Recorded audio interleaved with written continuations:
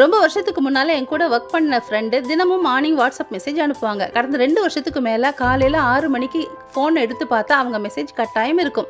ஆனா கடந்த 1ஆம் தேதி அவங்கள்ட்ட மெசேஜ் இல்ல. 2ஆம் தேதியும் இல்ல. ஆனாலும் ஏதாவது ஊருக்கு போயிருப்பாங்க அல்லது ஏதாவது வேலை இருந்திருக்கும் அப்படின்னு நினச்சிக்கிட்டேன். 3ஆம் தேதியும் இல்ல. அவங்களுக்கு என்ன ஆச்சோ தெரியலையே அப்படின்னு கொஞ்சம் யோசிச்சேன். ரொம்ப கவலையா இருந்தது. 4ஆம் தேதியும் மெசேஜ் வரலன்னதும் அவங்களுக்கு கால் பண்ணேன். ஃபோன் நாட் ரீச்சபிள் அல்லது ஸ்விட்ச் ஆஃப்னு சொன்னது. அவங்களுடைய தம்பிக்கு கால் பண்ணேன். சிரிச்சுக்கிட்டே என் ஃப்ரெண்டுக்கிட்ட கொடுத்தாரு. நான் நல்லா இருக்கேன், ஃபோன் கீழே விழுந்து உடஞ்சதால மெசேஜ் அனுப்பலை, புது ஃபோன் வாங்கிட்டேன் அப்படின்னு சொன்னாங்க. அப்போ எனக்கு கொஞ்சம் நிம்மதியாக இருந்தது. ஆனால் அடுத்த செகண்ட் மனசுக்குள்ளே பெரிய போராட்டம். ஒரு மனிதர் அனுப்புகிற செய்தியை படிக்கலன்னதும் பதட்டம் ஆயிடுறேனே. ஆனால் கர்த்தர் தினமும் என் கூட பேசுறதுக்கு நேரம் ஒதுக்குறேனா? ஒரு வேளை பிஸியாக இருக்கேன்னு சொல்லிக்கிட்டு ஆண்டவர் பாதத்தில் காத்திருக்காம போனால் மனசு பதட்டமாகுதா இல்லை கேஷுவலாக எடுத்துக்கிறேனா?